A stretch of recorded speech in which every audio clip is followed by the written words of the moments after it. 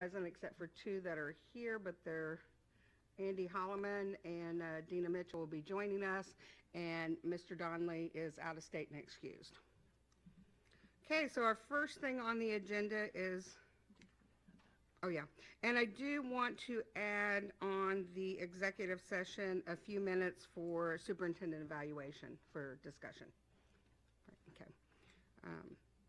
And so at this time, we are getting an update on the apprenticeship policy that the board passed, and I've got Mr. Roth and Mr. Whiting here at the table with us, and whenever you gentlemen are ready, go ahead and begin. Thank you, Madam President and members of the school board.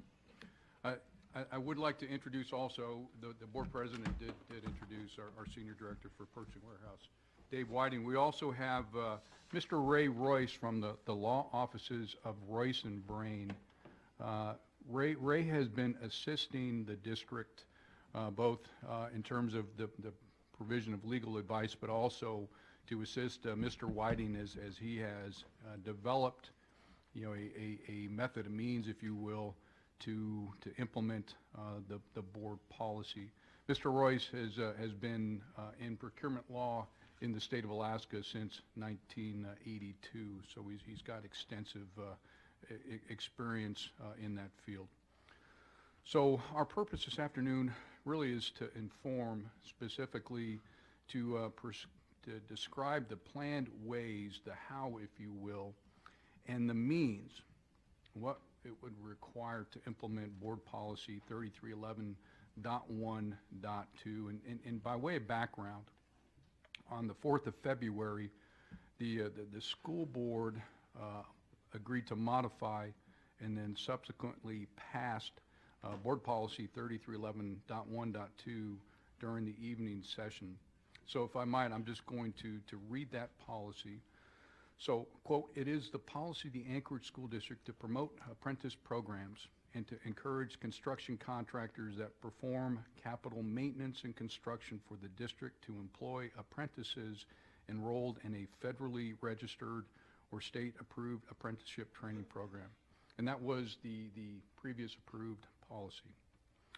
So the addition, the modification is, for capital maintenance and construction projects with an estimated total cost of more than $100,000, the Anchorage School District shall require that no less than 15% of the total hours worked on the project shall be performed by apprentices enrolled in a federally registered or State of Alaska approved apprenticeship program. This requirement shall only apply to crafts for which a federally registered or State of Alaska approved apprenticeship program exists. Does anybody need me to repeat that? No, thank you. So given the board's decision on the 4th of February, it has been and continues to be the administration's intent to develop a feasible, acceptable, and suitable method or ways to implement this policy. I want to briefly highlight several factors that influence the planning and the current status of this effort. So the language in board policy 3311.1.2 is deliberate, specific, and binding.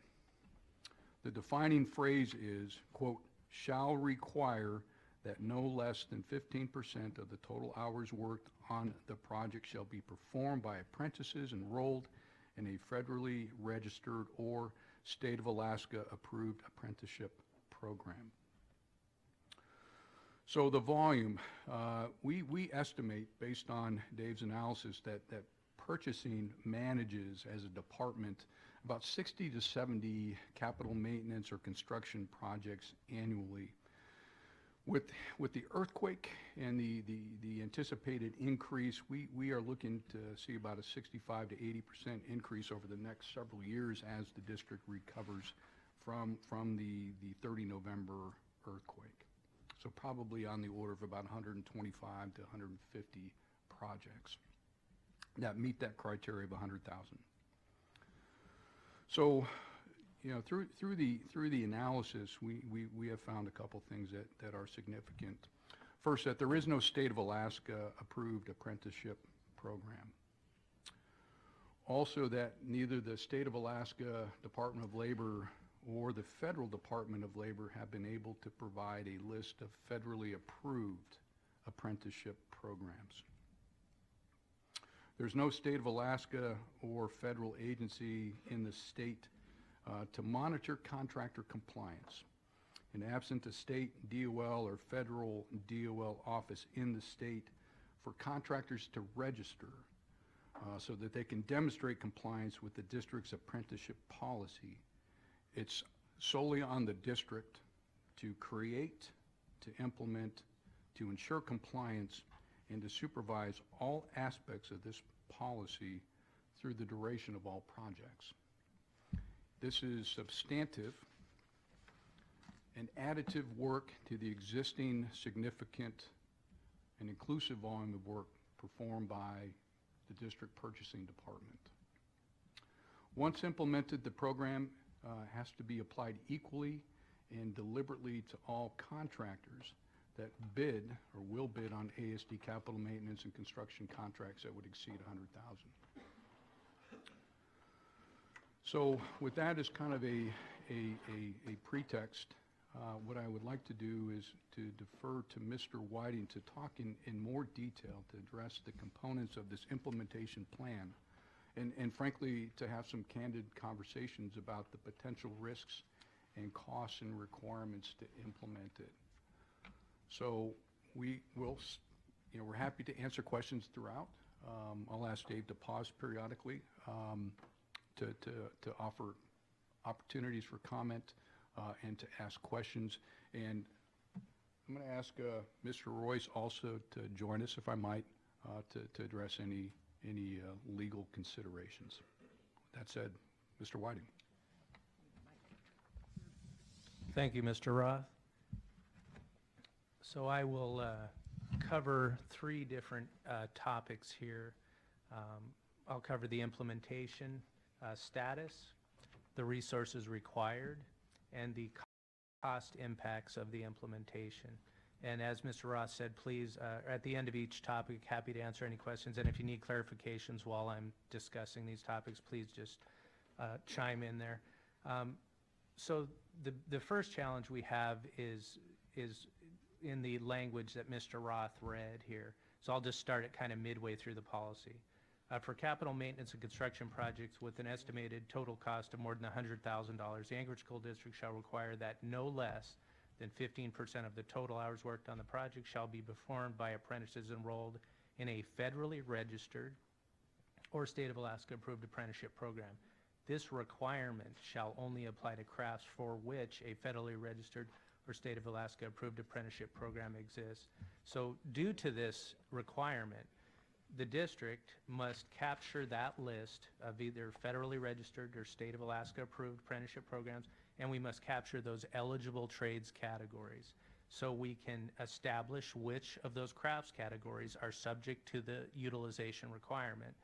And we can provide that list through our solicitation process to the potential offers so they understand what they're signing up for and that we can hold them accountable through the solicitation and contracting, contract award and contract administration phase of projects. So not providing this standardized list and just putting this requirement in solicitation would cause a great deal of ambiguity, and it wouldn't withstand the public scrutiny of a solicitation. So we've got to get this all nailed down ahead of time, and that's what I've been working on with a few folks here. So what we're looking at is if we don't have this list nailed down, not providing that standardized list, we could have protests of the solicitation, protests of the award, disputes during the contract performance period. So what we did, the district went ahead and contacted, as Mr. Ross said, State of Alaska Department of Labor. They didn't have the list. Federal Department of Labor, they were unable to provide the list. So we then contacted Suzanne McCarthy with the Alaska Laborers Training School. And so she has pretty close ties to the Federal Department of Labor. So right now what we've got scheduled is we have a meeting with Suzanne and one of the directors at the Federal Department of Labor, and they're going to try to attempt to give us access to a federal database which may give us that information. We're hoping we can get that. But at this point, we don't have the information. So really, that's our initial first challenge to get over that hurdle, to get that list in the eligible trades categories. The second challenge, which Mr. Roth alluded to, was typically on things like this, it would be similar to if you wanted to find out if someone was a contractor in good standing. Like, let's say I want to know if someone has a business license. I don't have to create a program and have them register with me and all these things. All I do is I reach out to the state of Alaska. I say, are they in good standing? Do they have a business license? They say yes. Either yes or no. I'm done. No problem. In this case, we don't have any of that. So what I have to do is I have to create a holistic program from cradle to grave, and I have to monitor all of these things, and I have to monitor contractors and make sure they stay in compliance. So creating and maintaining this is, it's fairly challenging, and it takes a bit of time and resources, quite a bit. So we've got to create and maintain all the forms and systems and processes to measure contractors at the time of bid. We've got to look at their bids and understand if they're responsive. Now being responsive to ASD's bids aren't as simple as it used to be. This is a much more complicated requirement to be responsive. After contract award, we have to conduct audits, and we have, because there is no state or public entity that audits them, ASD will. So we will audit them. We'll audit, it will not only apply to the prime contractor, but to their subcontractors. So this large string of folks will have to audit them to ensure that they meet compliance. And then when we do have them under contract, we'll monitor all projects until they complete with a master schedule. And it's very important that we keep these records as a public entity, because we'll have Freedom of Information Act requests, protests, we could have legal challenges. And really, when you put something, as Mr. Ross stated, as a requirement, you must be able to prove that any contractor that does our construction work is meeting that requirement at all times. So we must have that very, very solid program in place to do that. And again, and what also happens, as you probably have seen in the past from time to time, there can be disputes with contractors. Contractors can dispute what ASD is asking. They can dispute issues within the contract. They could, if I found a contractor not to be compliant with this utilization, I would have a dispute with them, and they may not see it my way, and I may have to pull in legal to work through that dispute. And that's why another part that is a bit of a quandary is we have to ensure compliance through a penalty process, and that is an interesting dance to do there. So that penalty process must be strong enough so it's not de minimis, and that it is not something that they just game the system and say, well, I'll pay your little penalty, no big deal, I'm not going to comply. But it must be, so it has to be right-sized. It can't be too small, but it can't be too large. If it's too large, it would be viewed by the courts as punitive, and it would not be able to be used. You know, we would not be successful with it. So I've been working with Mr. Royce here, our legal representative of the district, to put together an equitable, defendable, financially feasible penalty process, this penalty table. And it will provide for multiple opportunities for contractors to cure, and it also provides the district some rights of termination, and provides us as looking at contractors as non-responsible if they are unable to comply. So that's really the first topic is status. Does anybody have any questions on status? I just have a couple. Well, Use your mic, please.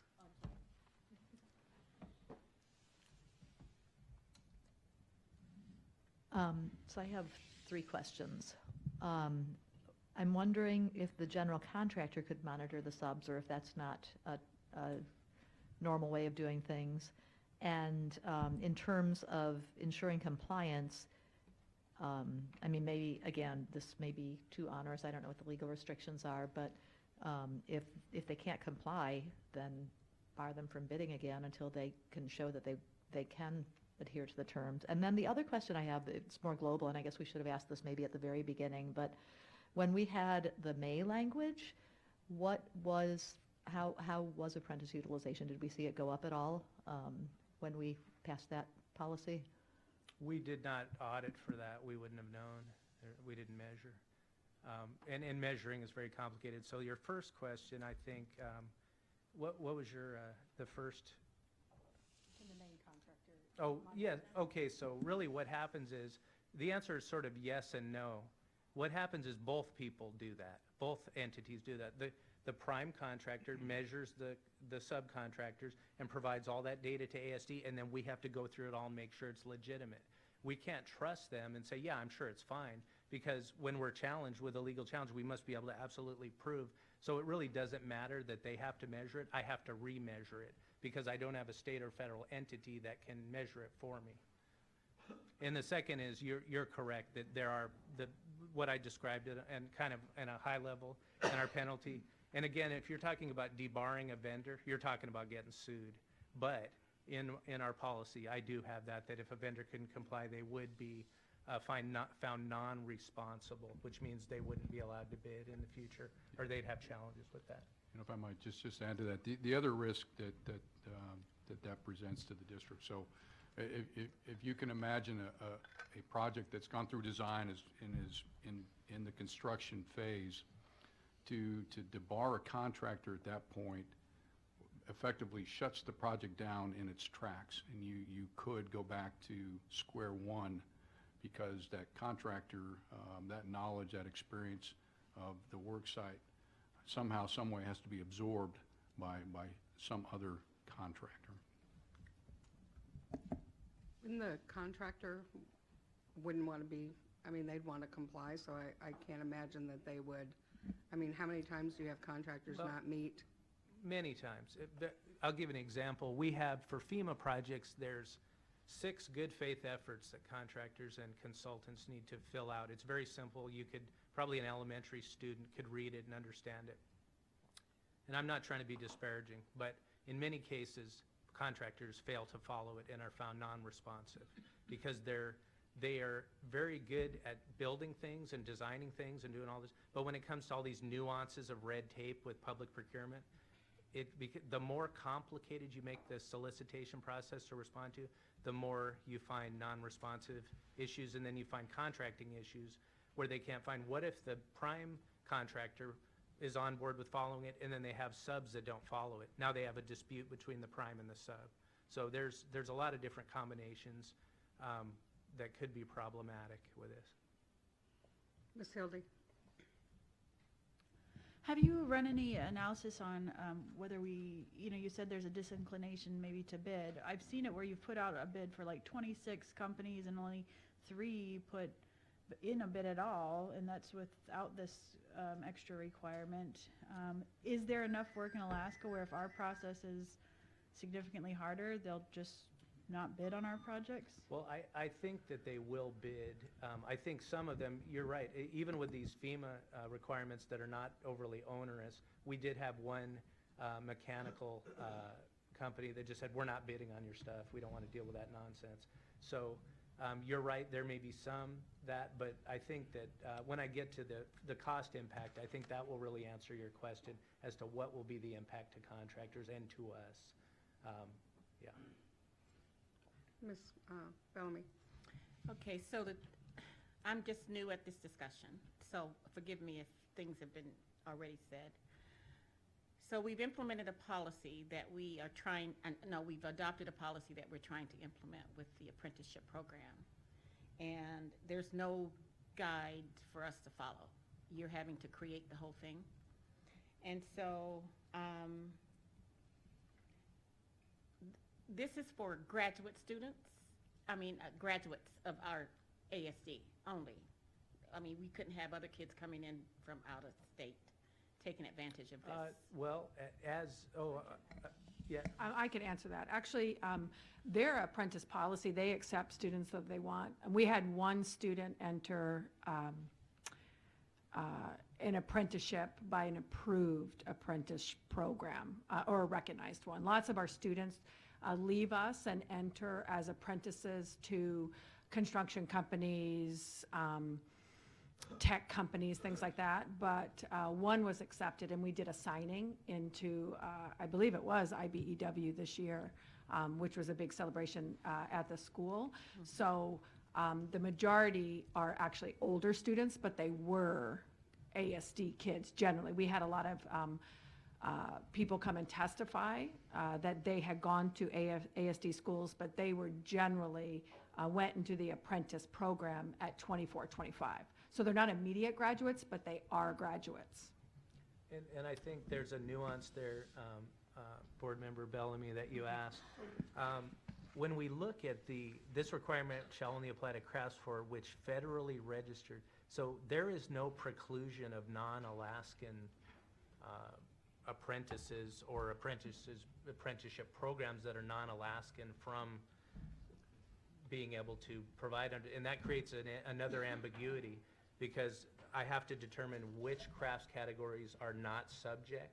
So if the state of, let's say in Alaska, roofing is not there is no Alaskan federally registered program, but what if there's a federally registered program in another state and they decide to say, well, we're bidding here and here's our program, here's our crafts category, that will cause me a quandary because this language does not speak to that. It's silent on that issue.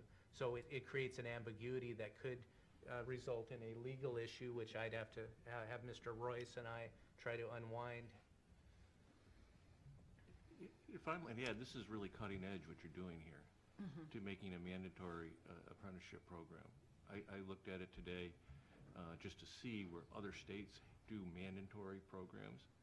I couldn't find any. It's all a voluntary compliance, goals, things like that. And I printed off the latest on the National Task Force Expansion Apprentice Program, and that was done in May of 2018. And the Alaska Apprentice Plan, the Department of Labor put out in October of 2018. I brought copies of the Alaska one if anybody wants to read it. Really comprehensive document. It kind of goes into the whole apprentice program, how it's formulated, how everybody should comply with it. But again, it's a goal. It's not necessarily a mandatory thing. Okay. So The other questions I have to do with resources, but you didn't get there yet. I will, yes, I will. Because it sounds like heading you're into doing research. a lot of work. Yeah. And it also sounds to me like we're gonna have to have other people helping you do work. So I'll just hold my other questions until you do the resource part. Yes, ma'am. Do any other board members have any comments or questions before we move forward?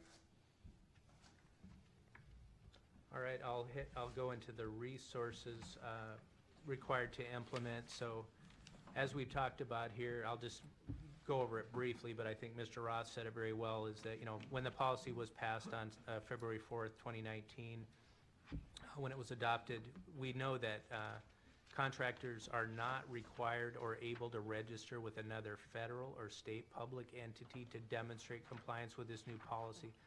As such, the implementation, execution, overall programmatic compliance and monitoring of the apprenticeship program is the sole responsibility of ASD, meaning ASD Purchasing Department. Due to this, I will need to appoint a compliance officer to this holistic overall program.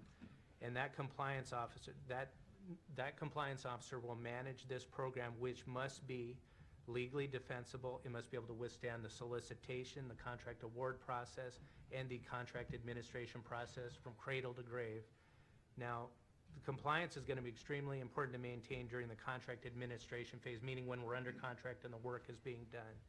It'll require not only audit, but detailed analysis of prime contractor and subcontractor payroll and project data to confirm the utilization compliance at each reasonable audit interval depending on the magnitude of the project. In addition, the compliance officer will be required to conduct random site inspections to ensure the physical apprentices are on site. They will also need to be able to manage disputes, deal with the penalties levied during the cure process due to non-compliance, and then deal with contractors that may believe they have a legitimate issue of why they can't do certain things. So it'll be quite a bit of time and resources. So due to all of this, this large volume of work, documentation to create, audit, and monitor, the compliance officer will also need additional administrative support for this holistic program. And so really,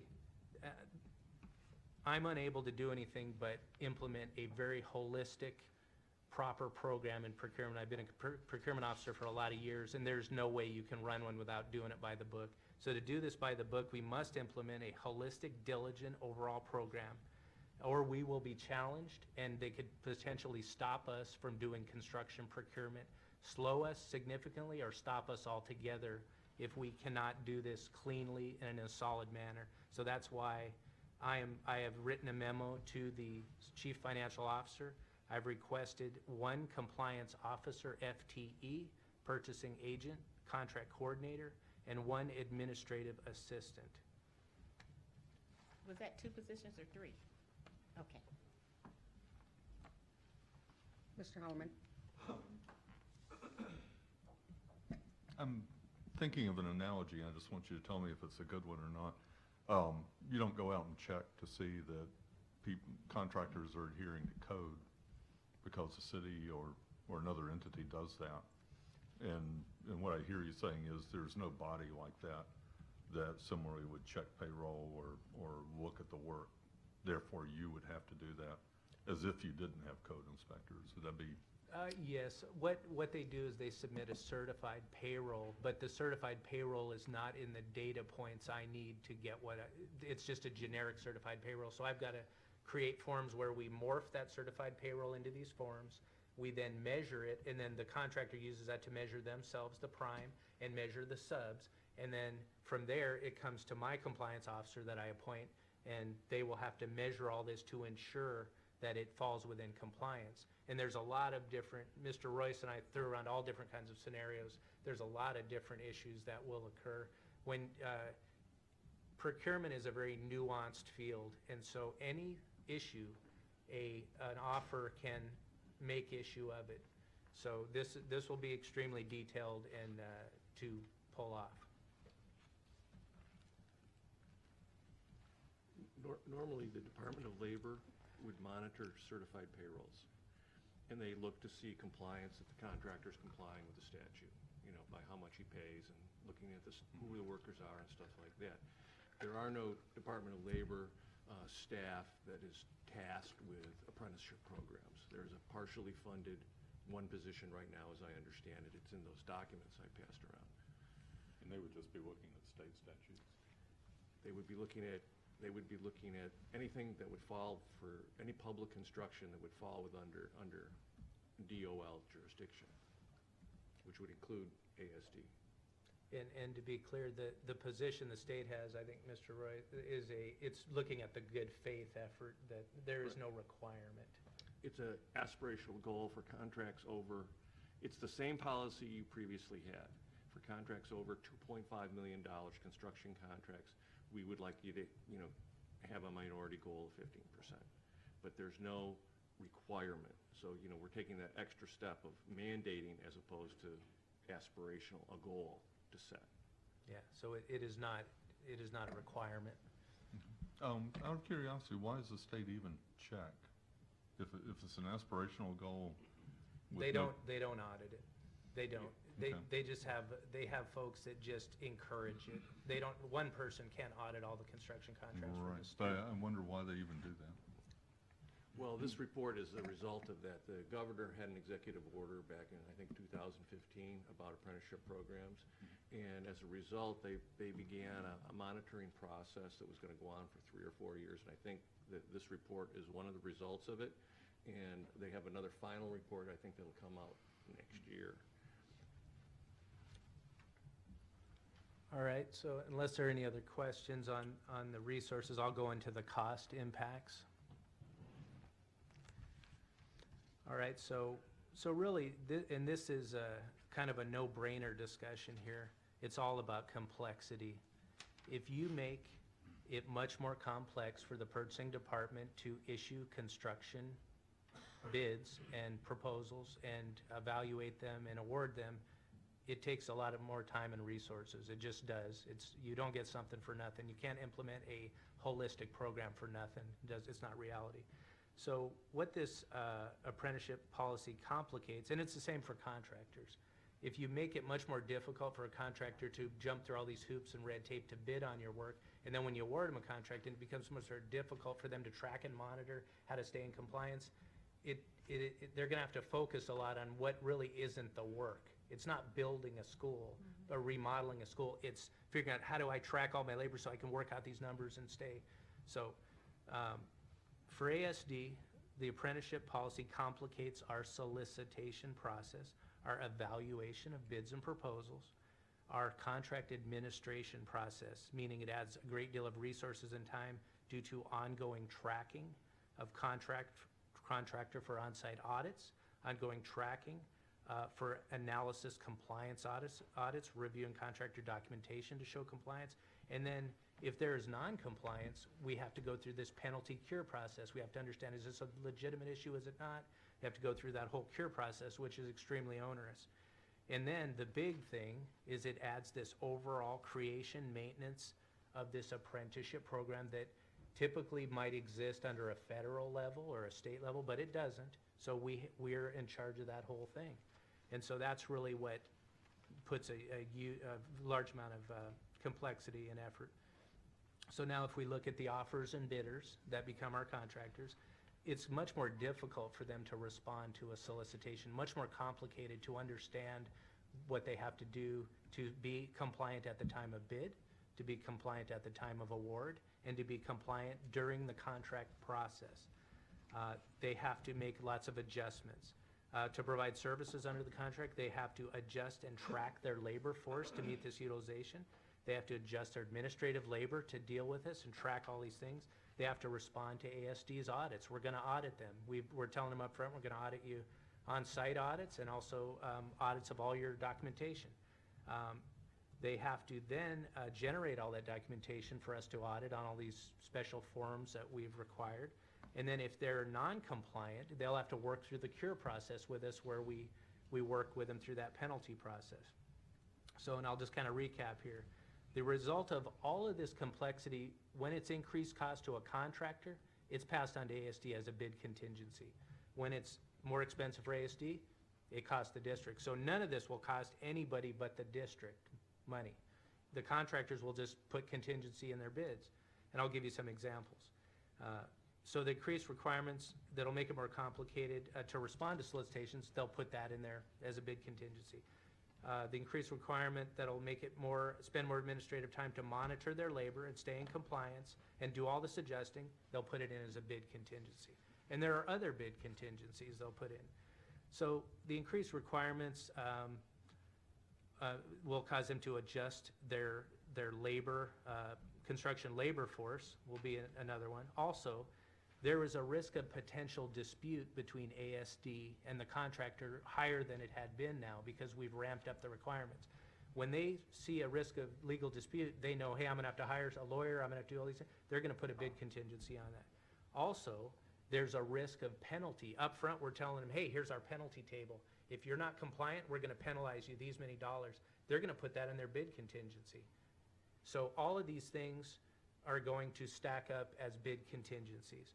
So now I'll just kind of sum up here with what I believe the financial impact will look like. So we know it's 2 additional FTE for the district. That's just the first blush there. Also, ASD will need more legal support.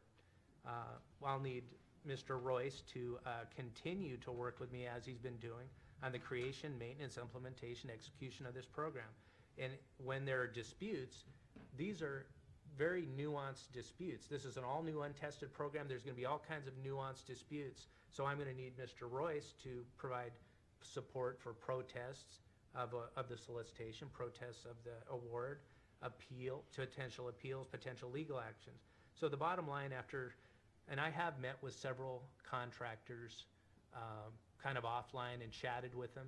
And from my discussions with them and my discussions with Mr. Royce, who's very, very experienced in construction law, we see an in excess of 10% extra cost to ASD in the bidding process. So if we were to, as Mr. Roth was commenting earlier, there's a number of projects. We do a fair amount of projects each year, so that would look like about an extra $1 million in cost to ASD on an average year. And we know next year will be above average. And so then, of course, on the FTE, a professional person, we know FTE is about 100,000 average. So we're looking for 2 FTEs, which would increase my professional staff by 14%, and my administrative staff by 25%. So that's really those are the cost impacts. Mr. Holloman? I'm curious, what percentage of contracts now do you think are contingencies that contractors are just putting in a cushion in essence to deal with things Well, you like know, this? it really depends on the type of project. It's you can't really say that in a generic way. If it's a roof project or if it's a remodel and we have folks back here at CP&C that are more, nuanced on this than I am. I've been doing construction procurement for a lot of years, but they're the engineers. But depending on the nature of the project, the risk is commensurate with that scope of work and specification. So this puts more risk on every project. It just magnifies it. Another question? So, I know you've done a lot of work on this, and I probably am looking at this very simplistically, and so, I am not an expert on construction or contracting or anything else.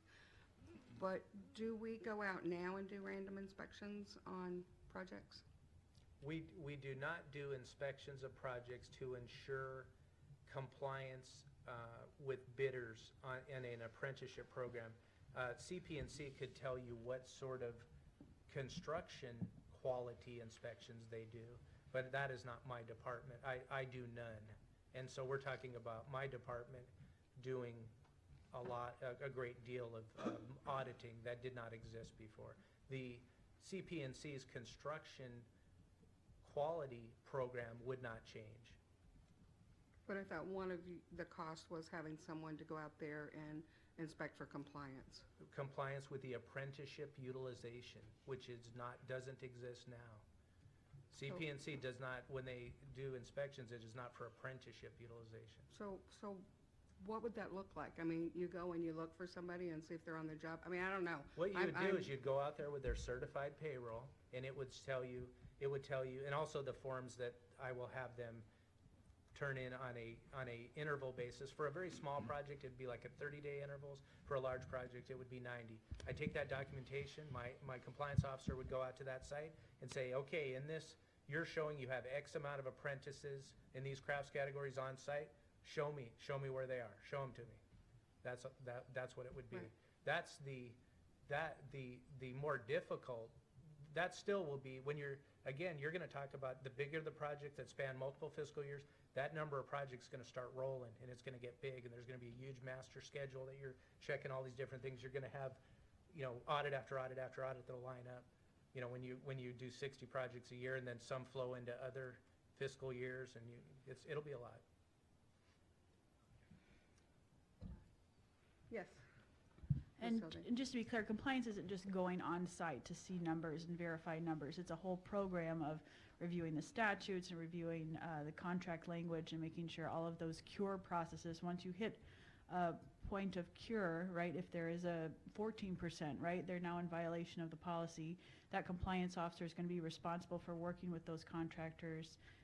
So it's an ongoing, not just going Absolutely. on site looking at things. The paperwork part of it, the apprenticeship utilization portion is very significant.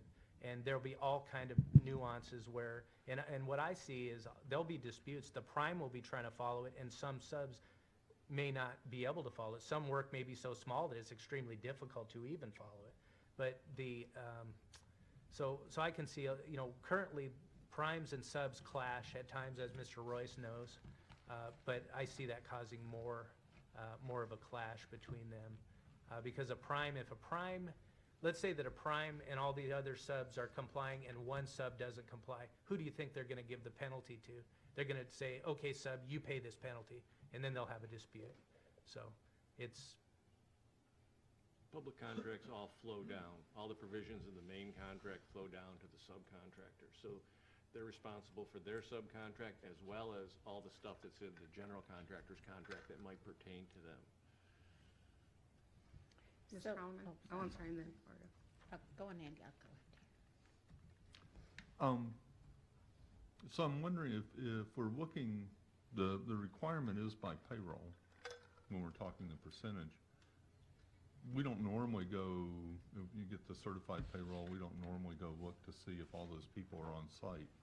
I'm a little confused. But we don't require, this is a requirement. The reason we don't normally do it is because we don't do it. I'm not understanding your logic. You're saying, why would we have to check this? Well, because you made it a requirement. There's a language right there. You said it's a requirement now. If the requirement's by payroll, DOL checks certified payroll. That you send, a contractor sends his subs payrolls, they have to send them directly to DOL. They may copy them to ASD. So DOL monitors compliance with the Little Davis-Bacon Act, which is what's the applicable thing. so if they paid apprentices to work on a project and met that percentage, I'm not sure why. We're gonna have to pick out the names out of they the don't calculate. certified payroll that qualify under the apprentice program. They're gonna have to give us those names, and we're gonna have to go check, look at the total hours on the project, do the calculation to see whether they fall within that 15%, and if they don't fall within that 15%, why is that? Is there Yeah. not enough? Is And I there some- understand that part, but I'm not sure why we actually have to go on site. Because we make it such a strict requirement that if we don't, we will be challenged if we don't go on site. It's part of implementing a diligent program. If you don't you will be challenged immediately. Someone says, hey, you didn't go on site, you don't know who's on there, you don't know. So, If our requirement, and I realize it may take some amendment, but if our requirement is that they pay apprentices, if we're measuring by payroll, that a certain percentage of labor or cost or hours is by payroll, why can we not just check the payroll? I'm still not sure why we, We're measuring by hours, by hours. okay. not by payroll. And that would be on the payroll sheet. So I'm not even sure how, The hours worked, yeah. when it's after the fact, if someone's done their hours and they're gone, they may not be on site anyway. So I'm a little They confused. will have to constantly be on site to meet that level of Well, utilization. if somebody leaves, then they're gonna have to replace them. It may be in between a payroll period, or they may not replace them. I mean, I would think a periodic audit, it may, maybe the period is something you could look at, Right. doing something with. But I would think, just like OSHA goes on site every day, different times and different quality control people. I mean, Well, I mean, I know it's not our expectation that there's 15% apprentice labor every minute or every day, by trade, because By there's different trade. trades. but overall. There will be, as I said, there's a 30-day audit period for small projects, a 90-day for large. The aggregate of that is what we're measuring. No, we're not measuring by day. That's correct. We're measuring Right. an aggregate. And I'm still not understanding why we can't simply do that by the paperwork. You could, but you may get, the more you shortcut it and give doubt, the more you may have a challenge that stops your project. That's the most diligent way to do it, so that's what I default to. I tend to be very diligent in when I administer a program. So I would advocate that we measure the paperwork, and we also measure on site to make sure nothing inappropriate is occurring. Because when I told those contractors, here's what we're doing, they said, you know what? If you hold me to that, you better darn well hold everybody to it and do it Sure. in every way. You better prove to me, because if I have to raise my bid up to do all of that, and then you don't do your diligence and measure them, I'm gonna sue you. They straight out told me that. And so you may not agree with my level of diligence, but that is what I advocate for. If we made it our policy that we were judging them by payroll, I mean, in order. We already are. It already is Okay. mandated. It's not by payroll, it's by So hours. someone would have to be paying someone to be on site, but just not have them on site. And it doesn't seem like there's a big incentive to do that. If they're paying someone, they would go ahead and You sign- utilize the labor. You sign a certified payroll under the penalty of perjury. Right. So I'm still confused about why we have to go on It's site. usually a month late, 2 months late. Usually certified payrolls follow the work As I as they said, get to the Department of Labor and stuff. as I said, that's my recommendation, to be most diligent. If I might, I guess from my perspective also, it is a quality control aspect, and we talk about, project manager, construction inspectors. They get paperwork too, that work has been done, but they still go out and they put eyes on. I mean, that is just due diligence in the appropriate way to confirm that they are doing what they say they're doing. So, I mean, it's a method, but I think it's significant, and I would not want to base any any compliance just on paperwork. Okay, Mrs. Margot, and Sure. then Hildy, And then- and then Elise. Anyway, thank you. Okay, so small projects, that's the $100,000, is that what the policy speaks to? It speaks to any construction project over 100,000 and up. So over 100,000 and up. And so the number of projects, I think Mr. Roth said, right now we have 60 to 70. It's about and- average, yeah, about 60-ish. Okay, yeah. so that's probably about the number we're looking at. Well, as he stated, due to all the earthquake additional work, we're looking at that doubling or more. So it would be significantly more than the average going forward. So I guess, given the policy as it's written now, what are your recommendations? Your recommendations is what you're telling us to make it work? I'm just Or telling you you just- that, I'm telling you the status of it if you want to implement it. I've been pretty clear about my recommendations, I think, and I know you, apologize, Board Member Bellamy, you weren't here at that time, but myself, and I think if I asked our legal counsel, we would not ever recommend such a policy because it costs public money that, I don't add. My goal as a purchasing director is get the maximum dollar, work, widgets, materials, or services for every dollar spent, and this will spend more dollars and get less, So, okay. However, during the process, there was a recommendation that you did make if you wanted to favor or give advantage to apprentice. What Well, was that? It was There's a couple regarding different points or something? Couple of phases of that. So what I would recommend is, and I am all for apprenticeship, I would recommend a good faith effort, just like DOT does. We put forth in our solicitation, say, we encourage this, please, we want a good faith effort made. That costs nobody anything. And then that communicates to contractors for ASD that, hey, we support apprenticeship, we want. But that's not what our policy says. That was the original policy Oh, that we okay. had. So now if we go one step further, kind of talking about the lesser of evils. So now if we want to step up above that, you're looking at an apprentice preference, where it would be a 5% preference, a bid preference. So what you'd do is you'd say, well, if you meet this, and there'd still be a good deal of auditing to meet it, but it would be a 5% preference, so when they bid, their bid would be adjusted by that 5%, and they would get a preference there. That is a lesser evil. This, to me, is a full implementation, no holds barred, and this is quite onerous. So this is sort of the most extreme, and as Mr. Royce, I think, stated, this doesn't exist anywhere. This is cutting, you're doing new stuff, cutting edge Miss- stuff. Ms. McKinnis?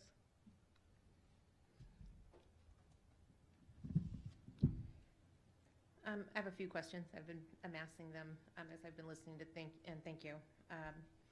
So if I understand what you were laying out in terms of cost, we're looking at a potential 10% bid increase for $1 million, give or take, or more based on some of our current projects? Based on last year's projects. Okay, yeah. plus another couple $100,000 in Every year, yep. FTE to, keep an eye on this. So we're looking at over $1 million increase to implement this policy. And as you've mentioned, it's never been done anywhere before, so I appreciate the diligence that you are trying to incorporate into this. I'm having to weigh this out over how does over $1 million or potential cost to, ASD, how does that help our mission of educating our K through 12 children? Because that's what we're here for. I don't understand, and maybe this is a board thing, maybe, I don't know. Did this policy have to be put into place for contractors to hire apprentices? I did not think so. They were, encouraged to, by the previous policy. I'm trying to get back to educating our kids, and this is coming with a really big price tag that I don't think anybody thought would be like this. And so I'm asking the board to help me understand, how we are going to justify putting these kind of resources forward, to support this when we are really needing to do, big things for our K-12 population right now. Ms. Hildy? I was, again, going to bring up our mission and how it fits in, but even, Mr. Whiting, you mentioned that preferential 5%. You know, there's still a cost associated with it, and so I'd want to make sure we don't just say, oh, we could do that instead. You know, I want to make sure we're always talking about what is the cost, what are we pulling out of the classroom if we choose to do this, and how many students are going to be prepared for success or educated for success in life if we even did that. Anytime we're talking about any proposed policy, I don't want people to think that's just a no-cost alternative. Yeah, there's a lot of nuances, and I have a great deal of experience applying many types of preferences as a state contracting officer, and also the district does have a local preference in our bidding. So when you get into a 5% bid preference, the amount of disputes shrinks, because in some cases, the difference between the bids or the proposal scoring is significant enough that the 5% is moot, and it doesn't even, so you can often get rid of a lot of protests and issues. When I was with the state, we would apply preferences, and often, or sometimes a bidder would, you know, make an issue out of a preference, want you to prove that that preference was applied correctly. In many cases, the preference didn't always, in 100% of all the work, it didn't sway the whole thing, so the preferences were much easier to manage. In some cases, it would. When things were very close, then a preference can put someone over the top. But it would be less labor. We would still have a very diligent program to ensure that when we awarded that preference, again, we get back to what Mr. Roth brought up at the beginning. There is no federal entity nor state entity that measures this. Because really, in a perfect world, what I want to do is I want to contact the state and feds and say, is this contractor in good standing? And they tell me, yes, I'm done. Like for instance, when I do a SAMS check for debarment, I go on there, hey, they're in good standing? They're not debarred? Yes, good, I'm done. So like I said, the 5% preference is a lesser of the evils legally, but it's still a significant amount of labor associated with it. Ms. Mitchell? So I'm just curious, you said that the Department of Labor does not have in place something that will help you to implement this. Have you had discussions with them? Because their whole mission is workforce development, whether they might be able to put something in place. And I did, as I was out jogging one day, I was chatting with a contractor who was doing some work for the municipality, and I was asking them about this, and they said, well, what it would require is it would require us to put an additional column. We'd have to add a little bit to our Excel spreadsheet to track, because we already do submit our payroll to the state, and it shows the apprentice usage, so we'd have to add a column that shows the percentage. I mean, this is one person, you know, I certainly don't have the context that you do, but he didn't seem to think it was well, I keep hearing this same statement, forgive me here, but you don't understand what it takes to administer construction on a procurement basis. The contractor's just telling you, sure, I can add a column, no problem. I don't care about him adding a column. What I got to do is I got to vet that and prove to the people trying to sue me that I'm following it. I must completely show diligence here. So I've had people tell me, oh, this is really easy. It isn't easy. This is extremely complex. And unless I'm a 30-year purchasing officer, okay? So I've dealt with nuances that make your head spin that you can't even imagine, and unless you're in procurement. This one will be significant. So have you had a discussion with the Department of Labor, the State Department of Labor? As I stated in my briefing, I contacted the State Department of Labor. They told us, sorry, we don't have anything for you. Contact the feds. Contacted the feds. They said, sorry, don't have anything for you. But fortunately, I did notice during the discussions that Suzanne with the Alaska Laborers Training School was here. So I reached out to her and said, hey, is there a way you can help me? She said, I'm trying to do the same thing you are. I'm trying to get that information from the State and Fed Department of Labor, and I haven't been able to get it either. But she scheduled a meeting where we're hoping we can access this national database and try to get that information. Because without the information, we really can't do much. So, I'm sorry, just to close the loop on that. So it sounds like maybe we should table the discussion until you've gotten that additional information. Do you think that'll be helpful, or do you think that it won't really yield anything?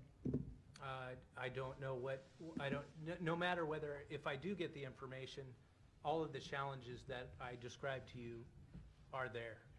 They won't change. If I don't get it at all and we cannot follow the policy, so the way the policy reads, if we cannot find the crafts categories, we cannot identify the federally registered or state of Alaska approved, and we know there are no state of Alaska approved programs. So we can't identify the federally registered programs and those crafts categories, then the district wouldn't be able to comply with the policy. Ms. Michaelis? I think I'm asking probably more because of the dollar amount, the 100,000. Has this created a barrier to smaller contractors being able to bid on projects, and is there any sort of a liability with that at all? I think it would. I don't know, Mr. Royce, do you? We talked about, oh, I'm sorry. We talked about that specific thing because it's one thing to have a $100,000 contract, and it's another thing to have a $15 million contract, and you can factor things in a lot easier. I mean, even a $500 fine will seriously cut into a $100,000 contractor as opposed to a $5,000 fine for a $15 million project. And so that's what we're struggling with, the equity of the penalty system because of the wide range of contract values. And so you can hurt the little guy, and if the little guy doesn't understand it, then he maybe puts a little bit more in his bid to cover it, because that's contractors generally, if they don't understand stuff, they say, we got to cover it, put some more money in the bid. And I might just, if I might add, you know, if you think just in terms of the economy of scales, it's harder for a smaller contractor to meet a 15% threshold period, as opposed to a larger contractor who probably already is employing a significant number of apprentice labor already. So I think, you know, my opinion is that this will filter smaller contractors from the bidding process because they just cannot be responsive. I guess that was more of my question, not so much maybe the dollar size, but they might not be contractors that are big enough that they do employ, you know, apprentices, and so therefore they are excluded automatically right off the bat. We've created an exclusion for them if they're not big enough for, you know, a smaller contract. Assuming they're using a trade that has a registered apprentice program.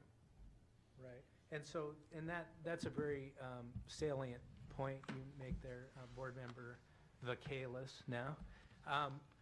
Really, in my opinion, as a public contracting officer, through my experience, when you put requirements like that, they are typically called unduly restrictive requirements, and that is a protest basis. So a contractor could certainly, a smaller contractor could protest against us for unduly restrictive requirements within our solicitations, and that was the conversations that I had early on when this idea was floated, that it appears on the face of it to be somewhat of a restrictive requirement. When is your meeting with Suzanne? The 10th of June. Can I ask legal a question? Yes. So okay, when it comes to the small and the large businesses, I think the impact probably will be on the little guy. What about union versus non-union? Have we given any thought to the impact of that? You know, until we have the list of the federally Okay. registered programs in the crafts categories, I honestly don't know what that looks like. Okay. And to Mr. Royce, what is your opinion to this board of our policy and what you know the board is trying to do? What is your... When I first was involved in this, they asked me to provide a short analysis, which I did, and it basically concluded that there's no question that it's a two-edged sword that's going to create increased administrative costs for the contractor, both in administering the program and in, you know, trying to comply with it, which will be reflected in the bids, and it's also going to have an administrative cost to the district because nobody has this, and we're going to be implementing it for the first time. I think everybody sitting at the table is pro-apprentice, you know, for building up the trade forces and stuff like that. I think that you're going to find that it's difficult as construction projects come back online with capital budgets and stuff like that, that we're going to find a shortage of construction workers here. Because a lot of people, you know, we're losing 8,000 to 10,000 people a year right now over the state, and the first ones to go that I'm seeing is construction workers. You know, they go down to Seattle, they have a job tomorrow. You know, San Francisco, San Diego, they have jobs. It's just the opposite of what it used to be up here when there was all the big expansion and stuff in the 80s, when everybody came here because there was no construction down there. So I think it's a tough policy. One of the stats in there said 1,500 apprentices working currently in the state of Alaska. So that's kind of a number we're talking about in the whole state. So is that a lot of people? Yeah, it's a good number of people.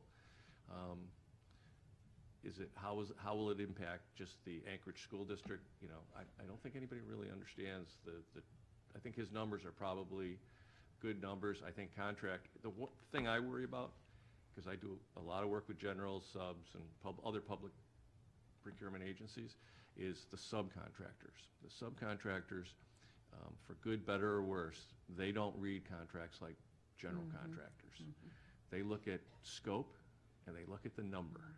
What do I have to do and how much do I get paid? And they don't read the rest of the stuff. That's why I have a lot of subcontractor work. And so all that stuff flows down, you know, by law. All those contract provisions flow down, so this flows down to the sub. And if he's affected by that particular trade, then he's going to have to implement a system. And the general's going to ride herd on him, you know, because if you don't do it, we've pegged the program so that as you commit more violations, we get more serious.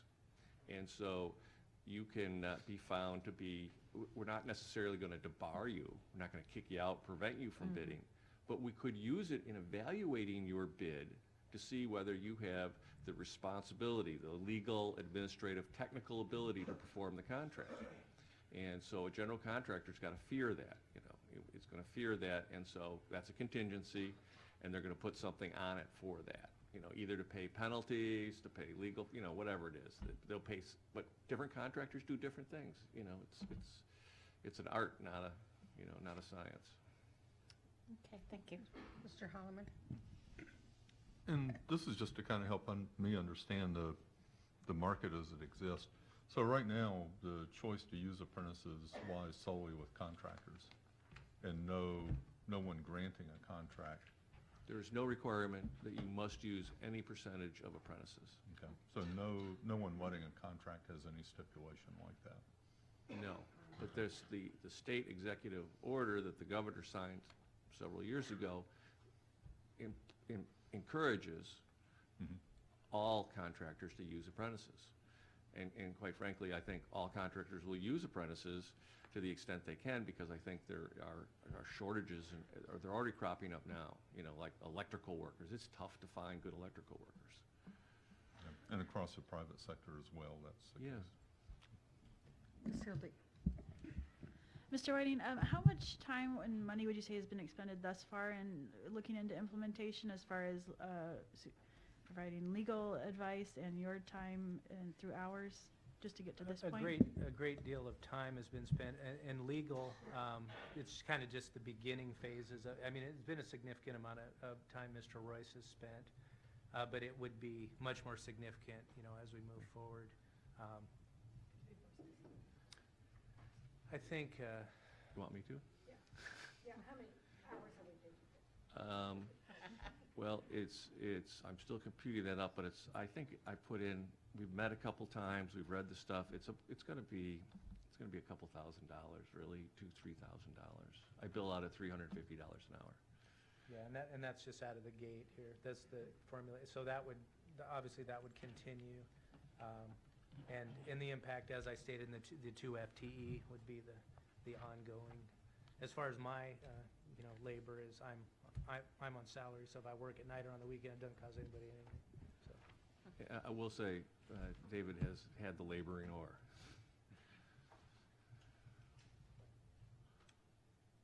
Ms. Michaelis? I don't want to jump into your presentation, or if you were pretty well done. I guess No, I'm what good. I'm I'm good. asking either from the administration, where are we in this process? This is our last board meeting, of the summer, and asking the board, now that we have all of this information, what do we want to do with it? Are we on any deadlines or timelines or, commitments for having things done? Or where are we at, what now, and where are we going? So if I might answer that. So as indicated, we're our position is the board has passed this policy. So we're not doing anything. So Dave is working the meeting with Ms. McCarthy. We can't start unless we know the federally approved programs. Once we're confident in that, then I think we're at a place where we're gonna execute. And as far as the requirements for FTE, I think this is, what we're trying to convey is this: we understand the ways now. We understand the end state the board has given us. So what Mr. Whiting has conveyed, I hope to demonstrate effectively the means, which is 2 additional people to manage, really to start it, to create it, to start it, to maintain the compliance. And they're pretty busy in the purchasing department. They're already up to their armpits and alligators, frankly, managing all the other requirements in the district. So this is additive. So that's why we are, frankly, unless the board tells us differently, looking forward to move out on hiring these employees. That's another action on the critical path.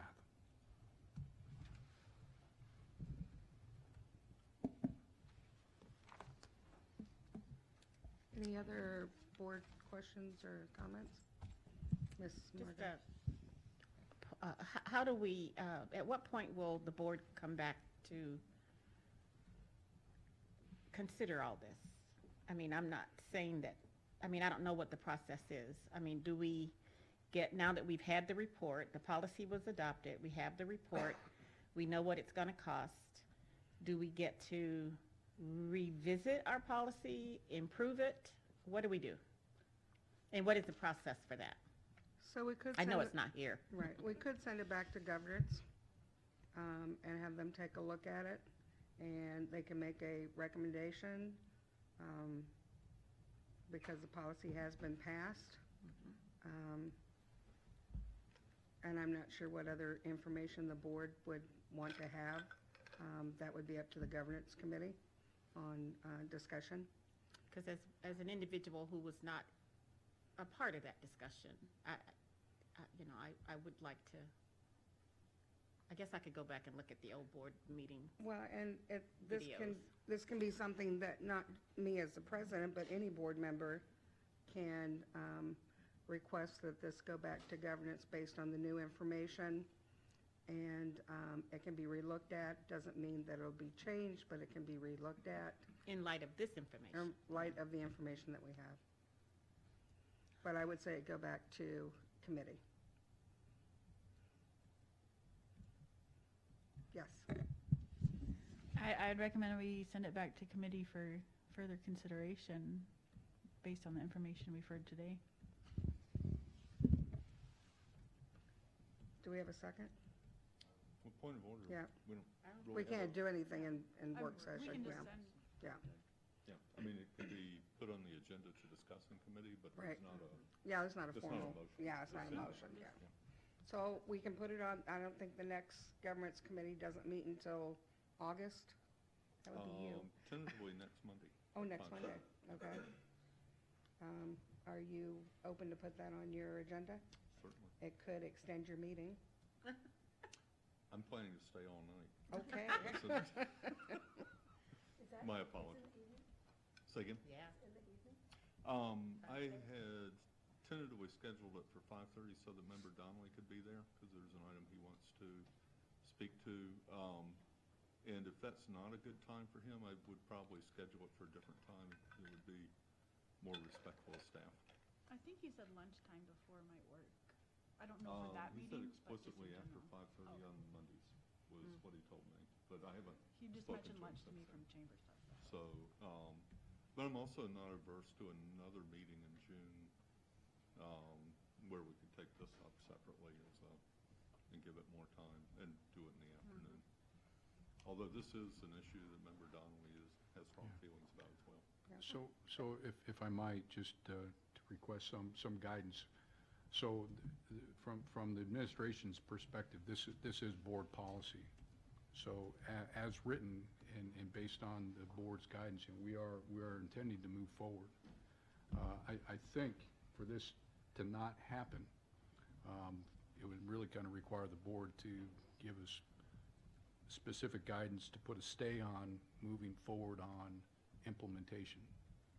So that may be something that we need to come out during the evening session as a recommendation, and the board would have to vote on it. But otherwise, we are obliged to execute board policy.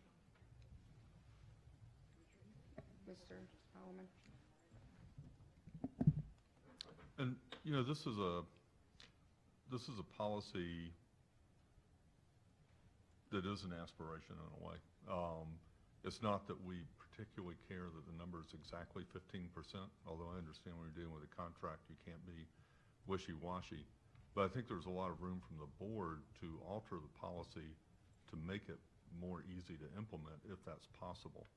And so if there is feedback about changes to the policy that make it more workable, we absolutely do want to hear it. And if we task you with something that can't be done, I can't remember the time period, but this is in effect now, and clearly we're not in a position to do it tomorrow. An idea of what kind of time frame we're looking at or other parameters so that we can do something that's reasonable is helpful. I think we're all open to modification to it, certainly, and reconsideration is always a possibility as well. But if there are suggestions about particular hang-ups in this that we can file the edges off of, I think we would all appreciate that. Ms. Mitchell? I don't know if you want to respond to that. Yeah, I guess I'm basically just echoing what Andy said in that we passed this in February and we're now in June. I don't know, it sounds like you want to go out tomorrow and hire somebody. I think it's feasible that we could be in implementation before the board convenes at its next meeting for the following academic year. That is feasible. So if we're gonna not implement, I guess we're looking for that directive guidance from the Well, I board. guess from my perspective, if we did discuss it on Monday, that would be after you have met with Ms. McCarthy, right? So you would have the additional information? May I comment on that? The additional information is going to just give us registered information. The actual work will continue, the actual assessment and auditing of it. So I'm not sure if, I don't believe the situation of additional cost is going to go away with what we're going to find out. We're going to have a list then of, or seemingly, that doesn't exist now of approved apprenticeship, which is a part of this goal or policy now. So the idea that things are going to be better, we take policy seriously, and we've struggled with this for months now, and I know I've shared that with the president, and then she had heard some concerns as well, and so just the discussion is going to be helpful. The creation of administrative regulation is where we are to put your policy into place effectively while not putting the district at harm. And presently, it is, our experienced purchasing agent that is cautioning us, highly cautioning us, saying this is going to not go well for ASD unless we can make some of those changes. So specifically, if the action could be to put a stay or something on it for, until, to do what Member Holloman asked, to maybe make some of those adjustments. But the idea that Monday's meeting is going to have the information we need to solve the problem, that's not the case. That's just going to provide a shortcut to a list of who's apprentice. But the real issue isn't whom or whom is not an approved apprentice. The real concerns we have is the implementation of the policy over time. And honestly, the only people that are going to care about this are the people who don't get the contracts. And there happens to be millions of dollars in state contracts that flow through our state government, through our own city. So the people who get the contracts are going to be ultra thrilled. The people who don't will be lined up. And that is our caution. Okay. So at this time, I'm hearing that this is going to go back to committee for review. And I guess it would have to be what do we want? I mean, of course, your meeting with Suzanne I'm not telling you it can't occur, but it can occur. But maybe we want to put a stay on any other resources until we meet on this and talk about it. I think you would need to do that through The committee? the consideration through Andy's committee, or do it? Right, that has. Well, I don't, if we're going to meet on June 10th, that's fine, but I don't want to rack up any more charges until we meet and have more discussion. I mean, and that's just me. Yes. Just if we're gonna essentially stay or suspend a board policy, we would need to have a formal We need to vote on it. We can't do that,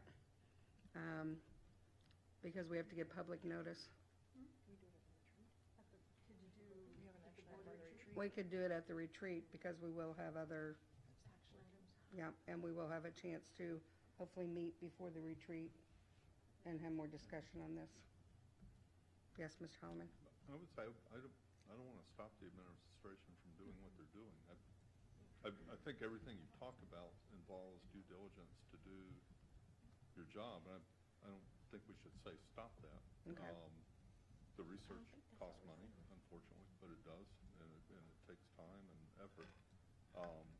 I don't hear anybody saying they've done anything that seems to have wasted money or time so far. And I wouldn't want anyone to feel like the board was saying, don't think about this again until we've had time to do that. I think they need to continue to do that.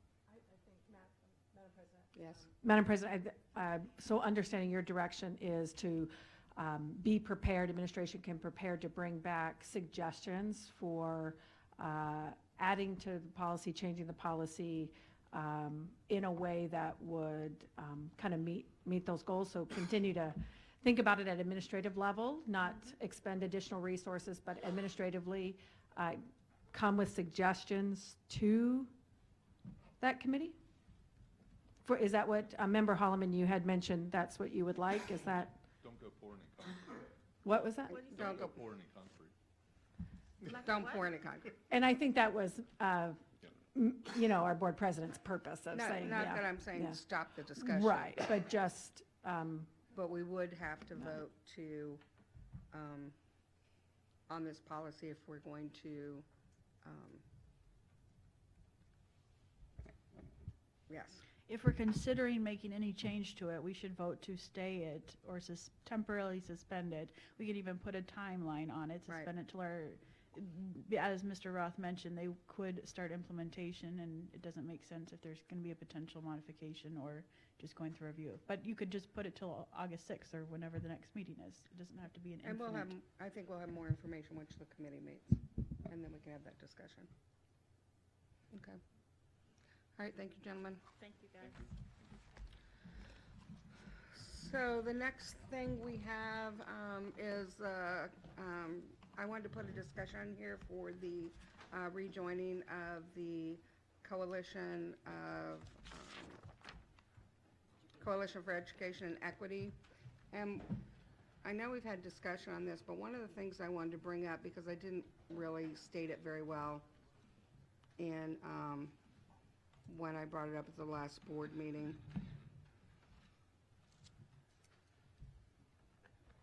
So let me just, here we go.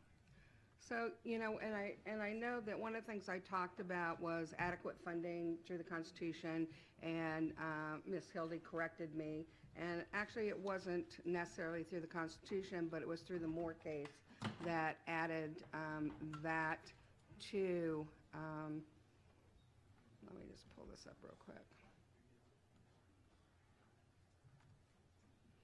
So it was the Moore versus State of Alaska lawsuit that was filed in 2004, which challenged the adequacy of education system under the Alaska Constitution's guarantee of a system of public schools open to all children.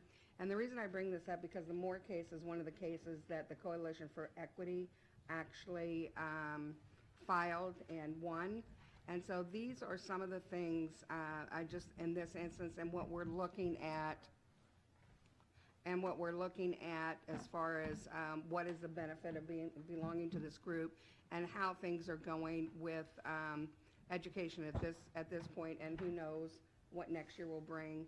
But basically through their advocacy and through their litigation, the Judge Gleason for the first time defined this constitutional obligation as having 4 components, and one of those was adequate funding for schools to provide instructions in the standards.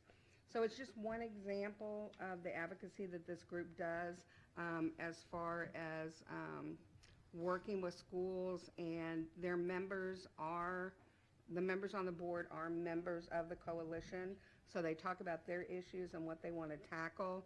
And I think at this point, we already belong to several organizations. I understand that. I understand we belong to the Alaska Association of School Boards, but Alaska Association of School Boards has actually joined forces with the coalition and what's going on in the state right now. And so they are not able to do the things that this coalition can advocate for and do. And I still believe that it's in our best interest as the Anchorage School District to rejoin this organization. And any comments or questions? Ms. Bellamy. So as I stated earlier, I was surprised coming on the board that we were not a part of this organization, because I think, being a part of the state's advocacy, I love Council of Greater City Schools. It is a valuable resource. But I also know that there are issues that are specific to Alaska, to Alaskan communities, and we need to be part of that kind of an advocacy or that network within the state. Equity in Alaska it looks different than equity in other places, just based on how vast we are and how diverse we are. And I just think that for the Anchorage School District, the largest district in the state, to not be a part of this advocacy group, it makes me sad to think of that. So, and it also makes me feel like we have isolated ourselves, whether that's an intentional isolation or whether it's, just a, thing where we thought at one point in time we covered all these bases, or we thought we were duplicating the benefits and the services. But I really think the board needs to look at being part of this advocacy group within our state and network for the benefit of all of Alaska's children for public education. Ms. Hildy? Do we know why none of the other big 5 are in it, or were in it and left, or I don't know. I don't know the history of what they do. Anybody? I don't know if it was funding or what it was. I have no idea. Were all of them in it at some point, or? All but one, I think. Was there? Yeah. I just don't know. I don't know. Hey, did you say that gal was going to be on the phone? I think there was some. Pardon? You said the director would be on the phone for the Yeah, meeting? I can get her on the phone if you like, if you have questions. So if there's anybody else that has any comments, or, yes, Ms. Mitchell? So just looking at the Alaska Association of School Boards, the Alaska Council of School Administrators, and the Coalition for Education Equity, the work that they have done together over the past few months to advocate for public education in Alaska, I think it's invaluable, and I do support rejoining what used to be SEAC and is now C.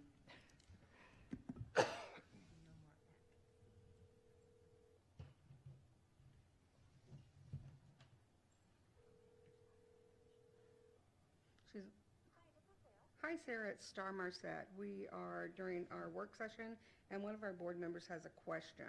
So hopefully you can hear her, and I'm going to put the phone up to the speaker so that she'll be able to hear your answer.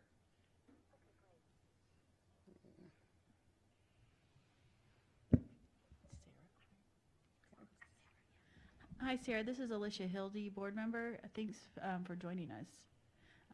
I was just wondering a bit on the history of maybe if you, I know ASD left this group, and whether the other Big 5 school districts have been a part of your organization in the past, or and maybe you don't know why they left or what some of those considerations were.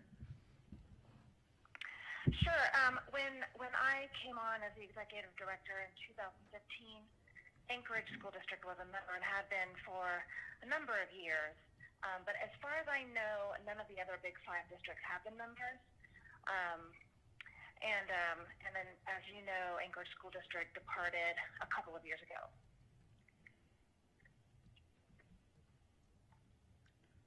Were there any other questions? Okay. Yes, Can Ms. Bellamy. Hi, Sarah, this is Margot Bellamy. Hi, Margot. Can you talk a little bit about the work that you're currently involved in, and how that advocacy reaches out to throughout the state? Sure. The last several years, we've been doing a lot of work around educator preparation, recruitment, and retention. We've done several policy studies and completed a pilot study last year, the RESS study, which turned into a program that is being currently run by Barbara Adams and Jerry Covey. I believe Anchorage School District participated in this last year. And we haven't done a lot of that policy work this past year. We've been concentrating more on some of the legal issues that have come up. But a lot of our advocacy has to do with, and we partner with ACSA and AASB and work around ensuring that our legislature is moving forward with consistent, reliable, and adequate funding. We've been monitoring the funding amount. I believe we've been really successful in working with partners around the predictable funding, although we've run into some problems, as you know, with the governor on that front. But in terms of adequate funding, the legislature the past 2 years upped the amount of funding through one-time funding, the $20 million for the current year and $30 million for the upcoming year. But we know that is something that needs to be institutionalized. We need an increase that's based on inflation for the coming year. So that's something that we continue to work on. And we do a lot of work with our legislative team in Juneau to that effect. And we'll continue to do that work. And maybe you've already discussed this, but we're also looking at the legal aspect of that battle in terms of whether or not the state is adequately funding education. And we know that as funding has held steady rather than being increased over years, that's effectively a cut for our school districts across the state. So we have been working with our legal team to, what we have is a blueprint based on the Moore case that outlines what would be necessary to fight an adequacy lawsuit in the state to show that school districts are not receiving adequate funding to provide a meaningful educational opportunity to students in the state. So that is something that we've prepared, that we will likely be convening stakeholders during the summer to figure out what evidentiary requirements we would need and what partners need to be at the table and what the the financial requirements would be to fight that lawsuit. So that's been a lot of the work that we're doing. We also work a lot on school construction and major maintenance. So a lot of our advocacy work has related directly to REAA school construction and major maintenance. But we've also been fighting for just major maintenance dollars in general for all school districts. And the legislature has heard us and really responded in increasing the amount of funding they've been directing toward major maintenance across the state. And this year we were instrumental in making sure that the funding for school bond debt reimbursement and the REAA fund were funded in this year's budget, which hasn't passed yet, but it's in there because we threatened legal action, frankly, but we also just let the legislature know that they had a legal duty to include those funds. So we do work on that. We've been working with the legislature to just highlight issues that are affecting teacher retention and recruitment in the state. And again, the Alaska Council of School Administrators and the Association of Alaska School Boards have been great partners with us. We've been working together on op-eds in the newspaper and our testimony in front of legislative committees, and just working one-on-one with legislators and their staff to understand the issues that our school districts are facing in those areas. Pre-K is the other really big issue that we work on. And we've been fighting for the last several years and have been instrumental in ensuring that the state-funded pre-K programs have not been cut. So for many years, those funds have been threatened, and we have fought to keep them in the budget, and they have been. And we are working to push a bill that would expand pre-elementary program access all across the state. And it would be voluntary, but we believe that should be accessible to all children across the state. Ms. Hildy? Thank you. I was just wondering, how is your organization funded? I was looking at the fees, and I'm just not familiar enough with the districts to know if they're all over 10,000 students or that. And then I know when you pursue litigation, do the districts pay for that litigation? Do you have outside support for funding? I didn't see anything on the website. Sure. Well, so we have a couple of dedicated funds that are in investment accounts. So we have a dedicated legal fund, and we have a dedicated scholarship fund, which is available to students in our member districts. We've had some winners from Anchorage, and we have a dedicated fund for a capacity building resource. So those funds are dedicated to those purposes, and our annual operating funds come from our membership dues. So we have a pretty lean budget, and we operate very nimbly and very leanly. So we don't have a lot of waste. We don't have waste in our budget. We're very responsible and concerned about the fact that we know we have a small budget. All of our legal activity is funded from our legal defense fund. If we fight a larger lawsuit, we know that we'll need to bring additional dollars to the table. So we would work with our members to figure out how they want to contribute to that. We would be seeking additional stakeholder partners that are interested in litigation to contribute financially to us, and then we would seek outside funding sources. There are a number of national organizations that are out there that might be willing to provide funding, and they have done for other equity lawsuits or adequacy lawsuits across the state, across the country. Okay, any other questions or comments? She's on the East Coast, so it's late there. I appreciate you taking my call, Sarah. Sure, absolutely. All right, I don't think we have any other comments or questions. Thank you very much. Okay, thank you all. Thank Have a you. good night. You too. Bye-bye. Okay, if there's no other comments or questions, we will move into, any new business, sorry. There's been so much going on. Any new business that someone'd like to bring up at this time? Even for discussion at a later time?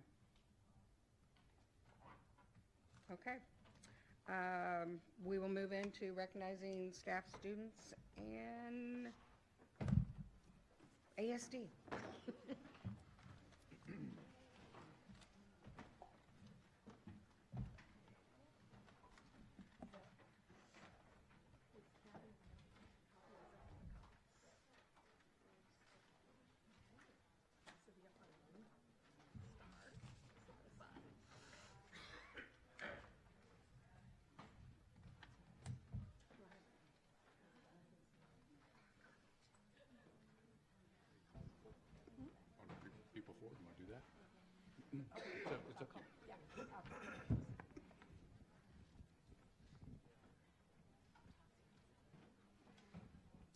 We'll start in a couple minutes while we let our board celebrate with us and get organized here.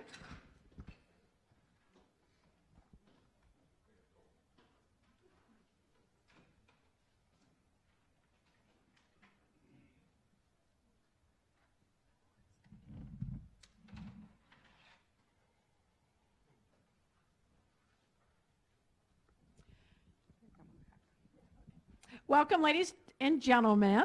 My name is Dina Bishop, Superintendent of the Anchorage School District. And this section of our meeting is called Focus on Staff and Students. And it was a very deliberate effort by our board to ensure that at every meeting that they have, that they gather twice a month, that we celebrate the people who make ASD great. And those people are our students, our employees, our community members, parents, and partners. So today, we have a celebration for, quote, Team Earthquake. And we want to recognize folks in different categories. So we're going to call up each category, quite a few folks. If you could come forward. And in maintenance, I'll start with maintenance, and then I'll do CP&C, or capital planning and construction, finance, and then purchasing warehouse, which has quite a few folks. So it is my pleasure to recognize some awesome folks who make ASD great. As I said, it was Team Earthquake. And here they are. From maintenance, please come forward. Darren Hargraves, Carrie Shivers, Candace Banks, Shannon Rasick, and Kelly Cass. This is your maintenance team.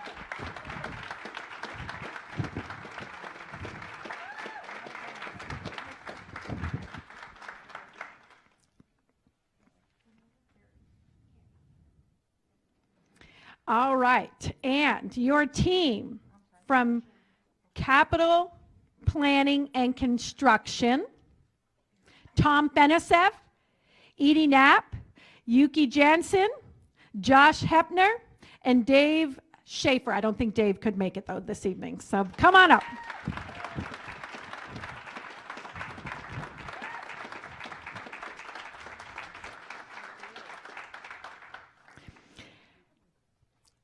And our Team Earthquake member from finance is Melissa, still in the house. Melissa Myers? There she is. All right.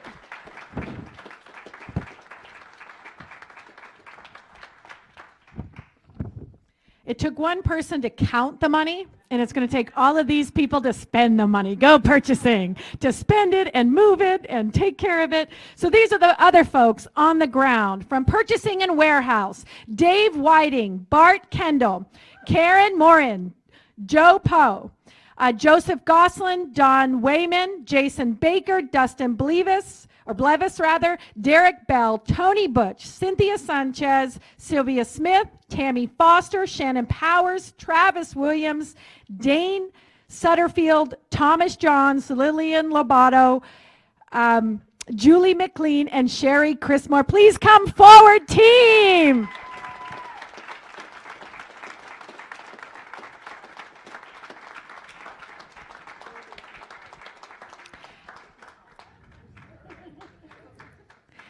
Ladies and gentlemen, standing in front of you embody the finest attributes and character of our district. They have been directly and continuously involved in the district's recovery efforts following the November 30th, 7.1 to be exact magnitude earthquake. Before I talk about them, I want to commend and recognize the bravery and incredible achievements of all of our teachers, school administrators, district staff, bus drivers, special education staff, and so many others who on that November 30th day put it on the line to take care of kids and others. All right.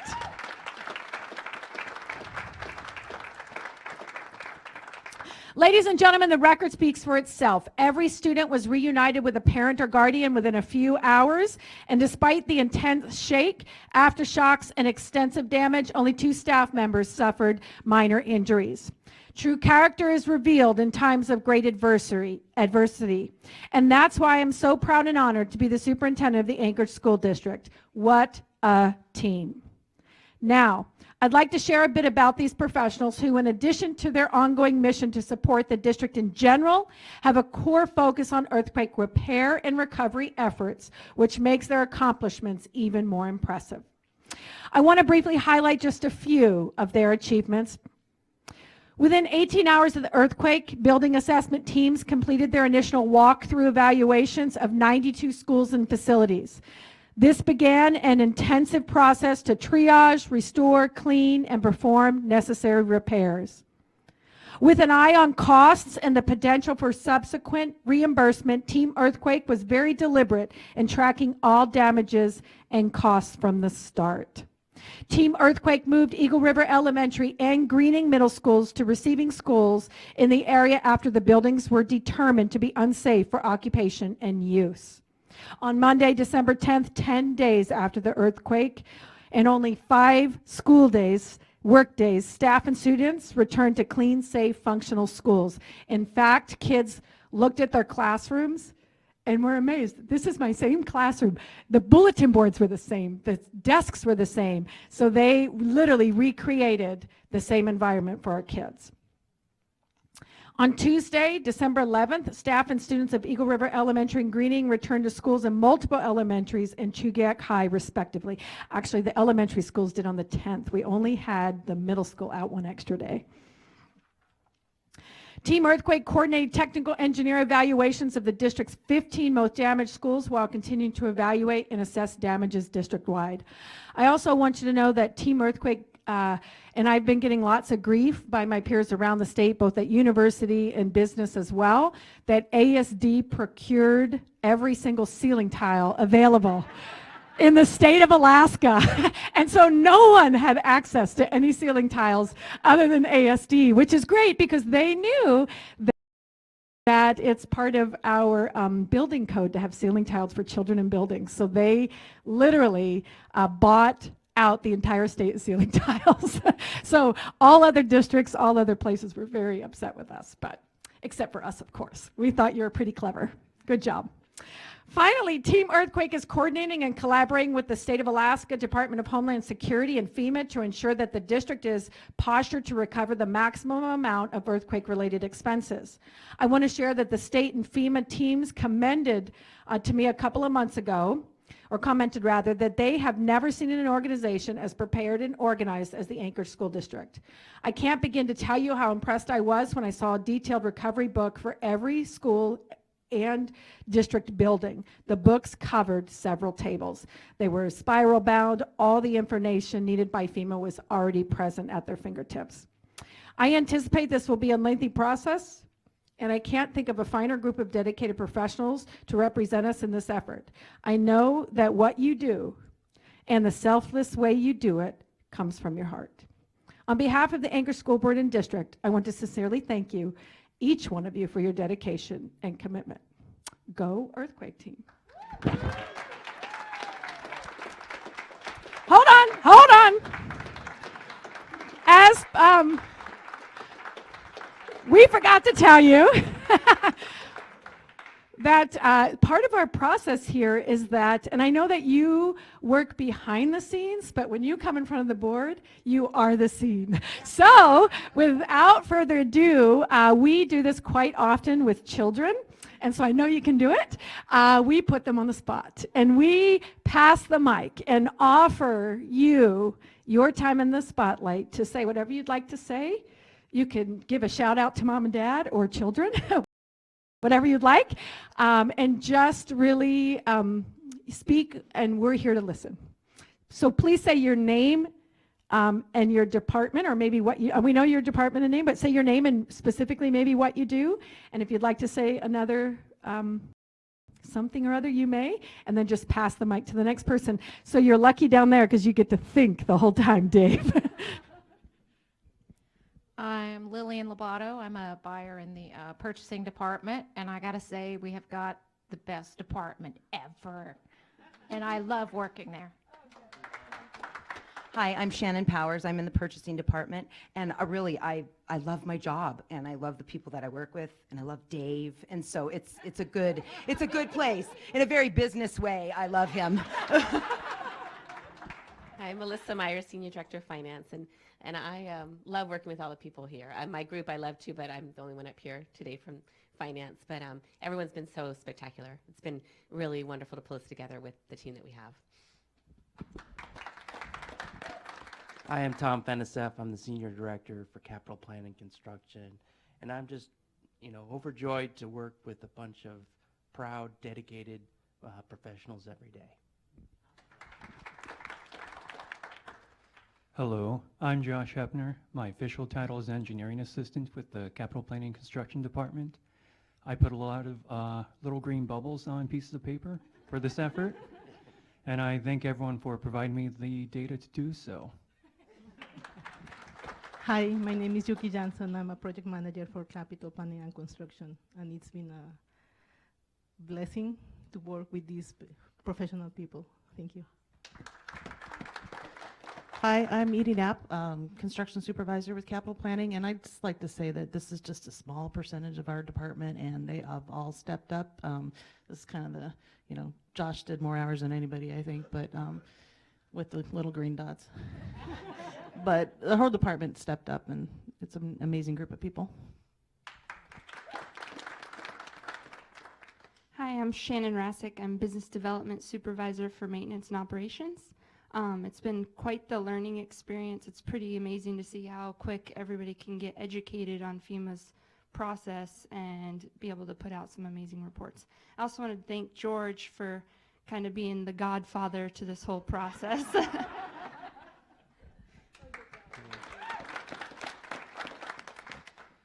One of the things about being a director, you kind of get to see from a very top level, and I think the secret to my success has really just been staying out of the way. It's phenomenal to watch these ladies work in my department and all the other departments as well. They've just been phenomenal. I'm Carrie Shivers. I am a project manager for major maintenance, and I've had the great privilege of working with everyone here. We've done some pretty amazing things, and I couldn't have done it without you guys, so thank you.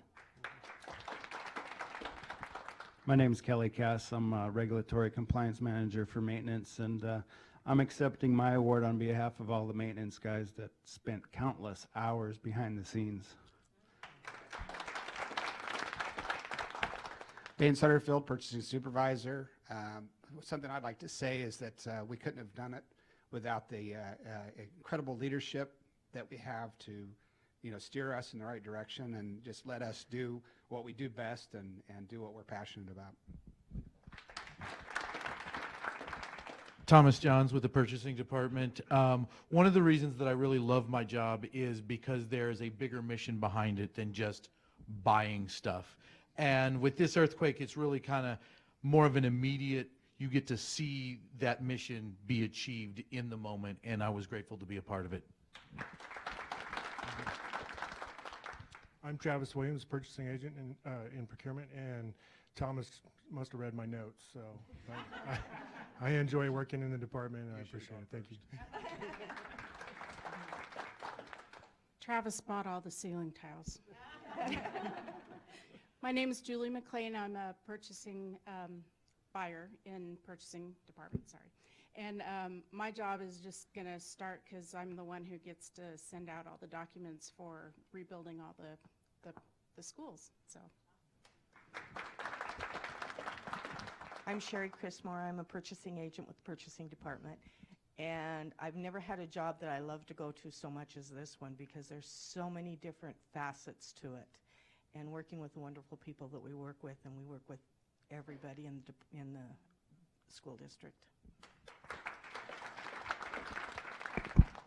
I'm Tammy Foster, and I'm an administrative assistant with purchasing, and I just love to come to work every day to work with the people I do. I'm Karen Marine. I'm with the warehouse, and I'm the courier of the district, but I'm also, excuse me, also was the lead on the elementary project for Eagle River Elementary. And it was quite amazing to be with everyone that helped out, pitched in, and came together to make sure those kids got back to school. Thank you. Hi, I'm Dustin Blevins, Anchorage School District Warehouse. I'm the lead. I'd like to say I've got a wonderful team there at the warehouse. Very proud of everybody, putting in very long hours for pretty much till Christmas, and I'm happy to say we all work for Bart Kendall.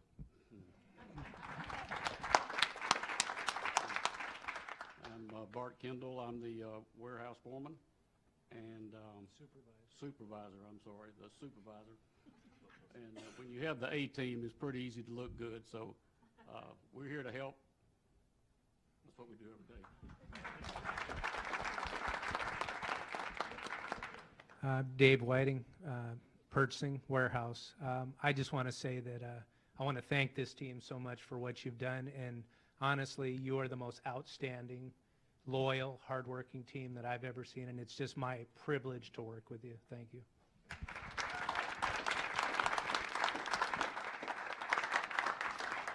Well, I just wanted to say, as a member of our board and our other board members here, I know that we are all very appreciative.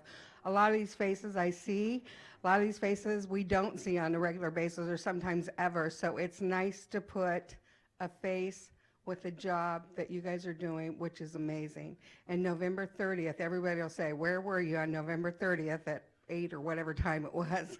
But thank you, not just you guys, but everyone within ASD, our bus drivers, our teachers, our custodial workers. I mean, there's not one person in this district that this did not touch, that did not step up to the plate and just perform and do their job without any questions, and did it for all the right reasons. And I can't tell you enough how thankful we are as a board. Thank you. Team Earthquake, we have one more thing that's a tradition when you're here, and I want our staff to help me. The very last thing is who makes ASD great, and we want to say Team Earthquake, you make ASD great.